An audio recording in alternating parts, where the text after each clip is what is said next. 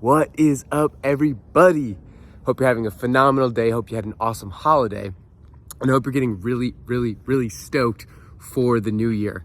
I love this time of year because for me, it's a beautiful time to slow down and go inward and reflect on my past year and get really excited for everything I'm creating in the new year. And it's very helpful that I'm home in Lake Forest, Illinois, with my fam, where it's all super quiet and chill, so I can do that internal reflection. Anyways, I want to share a theme of something that's been coming up in me that's really served me, and it's been valuable, and sometimes it's really challenging. But if we recognize this pattern and apply it to our life, and when we notice it coming up, we can lean into it, it can give us a lot of value to our life. And that is noticing when we have internal resistance to something, letting go of that thing that we might be holding on to, maybe because it's comfortable or it's familiar. Always create space for things that are more aligned and more beautiful and more fitting for what we want to create in our life. And I was reflecting this morning because I just went through a process where this just happened to me, and it has created something really beautiful that's budding, even though it's been challenging and I was afraid to make this shift. But it's turned out to serve me. And I reflected and I looked back and I was like, wow, there's been like 4 other times in my life where this was also very true. So let's just start with where I'm at today, right? So I just hosted a comfort zone retreat with my friend Ellie. We went out to Big Bend and we took 4 days away from technology. And we did all these things to push ourselves mentally, emotionally, physically, spiritually. And coming back, and this is just, let me do a complete tangent right now. It is so valuable and beneficial for us to create these intentional spaces in our life where we slow down and take ourselves out of our environment, aka a camping trip, a retreat, whatever, to go inward. And it doesn't even need to be this serious thing, but just getting out of our existing environment gives us space to actually check in. And you know, a fish doesn't know it's in water because it's in water. It doesn't know that it's in this environment, right? So when you pull yourself out of the environment, you get to actually check in and be like, how do I feel about my relationships? How do I feel about my career? How do I feel about how I'm spending my time? All these things. So I go on this retreat, I host it, we come back, and I just have a lot of extra clarity that hadn't been there before. I'm like, oh wow, I didn't even realize how subtle some of these emotions were around some things I had in my life. So I made two big commitments. I set a really important boundary in a intimate connection that I was beginning to form, you know, really checking in and being like, is this serving me? Like, is the direction where this is going or where my energy is being put, is this actually aligned with where I want to be? And it was fun. It was nice. I really appreciated the person, but I could just tell that even though it was fun in the moment, it wasn't necessarily something that I really saw being fruitful, you know, 3, 4, 5 months from now, a year from now, things like that. So it's challenging. Sometimes it's hard to set those boundaries. And the second thing is I left a job that was really comfortable for me. I was doing health coaching, and I really love and appreciate and respect the mentor who was, you know, supporting me in learning how to be a health coach and creating income in this way.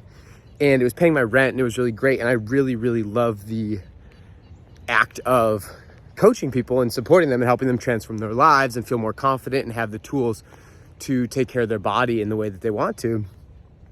Except I just knew deep down that I don't want to be a health coach. In 5 years, I don't want to do it. I wouldn't even like own the identity as a health coach because I know I'm here to do something different in the world. So even though I had felt this subtle feeling of I'm not meant to be doing this work for so long, I was able to convince myself like, no, just kick the can and just pretend like you don't actually have these feelings. Because having that conversation with a mentor that he's poured all this energy into you and that you're just gonna step away, like that's hard. I don't want to hurt the feelings of someone I love and care for.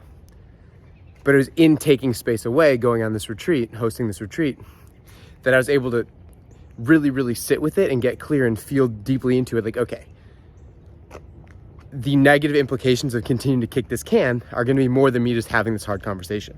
2 hard conversations. And what did that allow me to do? It created so much extra space in my life. I'm taking so much energy back for myself that I was pouring into potential intimate connection, and one of many career opportunities that are on my plate that I give my energy to, I get to take that energy back for myself. And it's led to new career opportunities that are more aligned with people who inspire me deeply and who have achieved really powerful things that I get to learn from, that are going to help me actually get to the place that I am excited to get to in my own career. And just a ton of creative energy and excitement for 2022, because I no longer feel burdened by these shoulds of how I'm supposed to approach my career in a safe way. So that's that. And when I check back in, I'm like, okay, where else has this practice served and supported me throughout my life? And when I check in, it's actually happened in a ton of ways since I've been on my self-development journey. So when I was about 23, I made a commitment to myself that I was going to stop drinking. And it was very challenging at the time because my entire life was built around partying. My entire identity was built around the party scene. All my friends were frat boys. I was a frat boy. But what was cool is when I made that commitment to actually stop drinking, I had a ton more energy because I wasn't staying out till 2 a.m, getting messed up and spending all my time recovering. I found myself just, what am I going to do with all this time and energy? And that's when I started getting interested and passionate about entrepreneurship.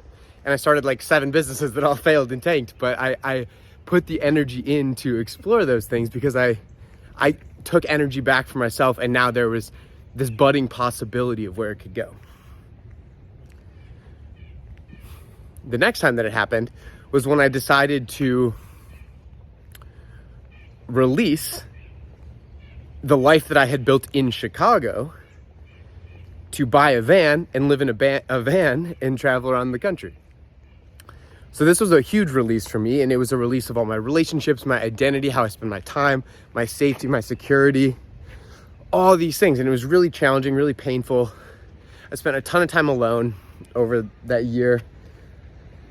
But what did it allow me to do? It allowed me to blank slate my life and just ask the question, who is Delaney? How does Delaney want to live in the world? And through this process, I spent a lot of time out west in the mountains, things like that. I met people who taught me about life coaching, who just taught me all these skills and tools. I followed my intuition. I started a podcast and I would interview all these people who are doing things that I found interesting and fascinating, and I learned from them. And it led me to the path of life coaching. It led me to Aubrey Marcus and joining the Fit for Service community and meeting a lot of amazing spiritual entrepreneurs. It led me to meeting a ton of people who I really connected with who live in Austin, Texas, and eventually moved there. It connected me to my business mentor, Preston Smiles. When I got to Austin, it got me involved in the leadership committee for the Empowered Brotherhood men's movement, which is just insane and so powerful. So all that to say, I wouldn't have any of those things if I wasn't willing to release how I was holding all my personal energy with the existing relationships I had in Chicago, with how I spent my time and energy, going to watch Chicago basketball games and things like that. And fast forwarding, last year in 2021, I was leading a self-development community with my friend, Justin Bostic. We were taking 30 plus young adults, millennials, through these 4-month periods of self-development, introspection, helping them get really clear on what they want to create in their lives, and hosting retreats and all these beautiful things. It's really impactful, really aligned with what I want to do here on this planet. Yet, as we built this business, I could just feel internally that it wasn't aligned. Our visions for what we wanted to create, our willingness to put in energy into the business were different. Just how we operated didn't really align. And it took me so long to be willing to actually say, hey, I think we need to kill this thing and step away from it.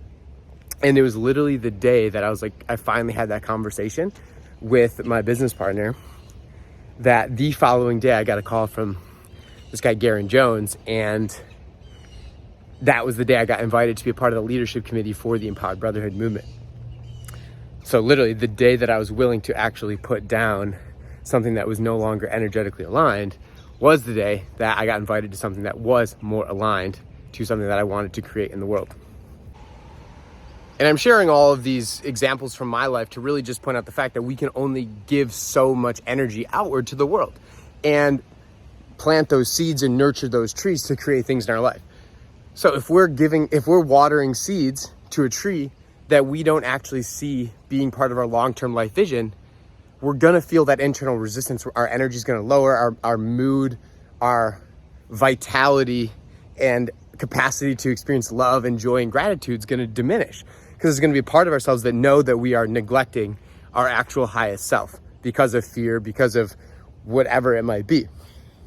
So the invitation really is getting clear on where am I headed? What would I love to experience in my life? What does a 10 out of 10 look like in my life across the board, in relationships, in career, in mental and emotional well-being, in lifestyle, in balance, all of these things. And the more clear we are on what we want to create, not even the end destination, but maybe just how we want to feel, what is that sensation in our body, and really tapping into that, the more and more we're clear on that, the more clear we are in identifying the things in our life that are not aligned, and the easier it is to cut those things out, because we just know so deeply and viscerally what we want in our life.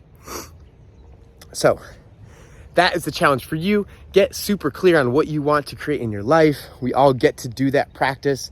And then the hard and scary part, what are 3 to 5 things in my life? It could be a habit. It could be some people that I'm spending time with.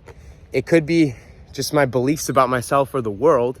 What things do I currently have in my life that are not serving my capacity to become the thing that I want to become? And how can I go about setting boundaries and or making commitments to get these things out of my life, and something that I'm no longer dumping my energy into in this coming year, because 2022 is about to be the best year of our lives. Let's go. Let's claim that. Love you. Thank you for listening. I will catch you all later.